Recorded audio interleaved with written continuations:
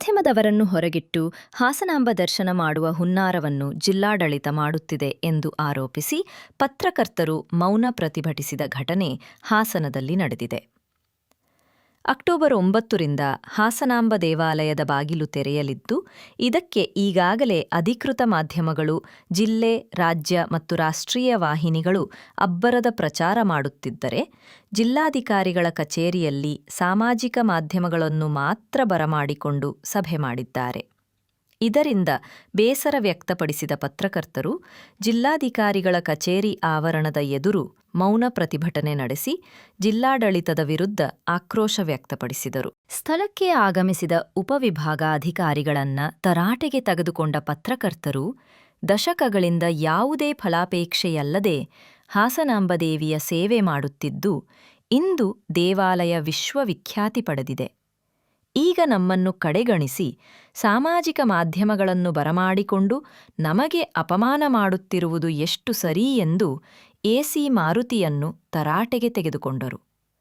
ಇದಕ್ಕೆ ಉತ್ತರಿಸಲಾಗದೆ ಉಪವಿಭಾಗಾಧಿಕಾರಿ ಮಾರುತಿ ತಬ್ಬಿಬ್ಬಾದರು. ಸಭೆಯಲ್ಲಿ ಕುಳಿತಿದ್ದ ಸಾಮಾಜಿಕ ಮಾಧ್ಯಮದ ಕೆಲವರು ಮುಂದೆ ತೊಂದರೆಯಾಗಬಹುದೆಂಬ ಕಾರಣಕ್ಕೆ ಒಬ್ಬೊಬ್ಬರಾಗಿ ತಾವು ತಂದಿದ್ದ ವಸ್ತುಗಳನ್ನು ಗಂಟು ಮೂಟೆ ಕಟ್ಟಿ ಹೊರನಡೆದರು.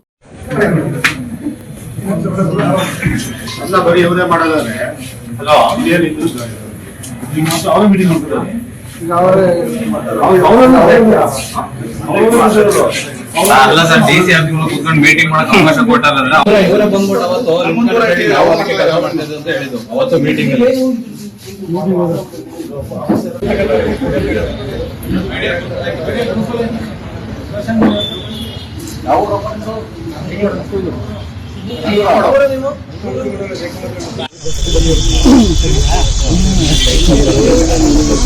ಒಂದು ನಿಮಿಷ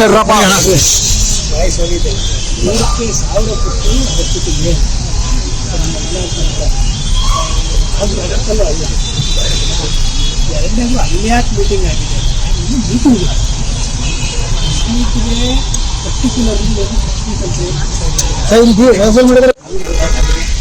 ಪತ್ರಕರ್ತರು ಕಾರ್ಯನಿರತ ಪತ್ರಕರ್ತರ ದಕ್ಷತೆ, ಆಡಳಿತ ಎರಡದು ಮಾಧ್ಯಮಗಳು ನಮ್ಮನ್ನ ಕೇವಲ ಸೋಷಿಯಲ್ ಮೀಡಿಯಾಗಳನ್ನ ಬಳಸಿಕೊಳ್ಳುವ ಮೂಲಕ ಯಾಕೆ ಅಥವಾ ನಮಗೆ ಆಗೋದಿಲ್ಲ, ಪವರ್ ಇಲ್ಲ ಅನ್ನೋದು ನಮ್ಗೆ ಅದ್ರ ಬಗ್ಗೆ ಮಾಹಿತಿ, ಅದ್ರ ಬಗ್ಗೆ ಒಂದು ಚೂರು ತಿಳ್ಕೊಬೋದು. ಹಾಗಾದ್ರೆ ನಾವು ಹಾಸನಾಂಬ ಬಯಸ್ಕರ್ ಸರ್, ಹಾಸನಾಂಬ ಎಷ್ಟು ಚೆನ್ನಾಗಿ ಮಾಡ್ತೀವಿ ಅನ್ನೋದನ್ನ ನೀವು ಎಕ್ಸ್ಪೆಕ್ಟೇಷನ್ ಮಾಡಿದ್ರೆ ಚೆನ್ನಾಗಿ ಮಾಡ್ತೀವಿ.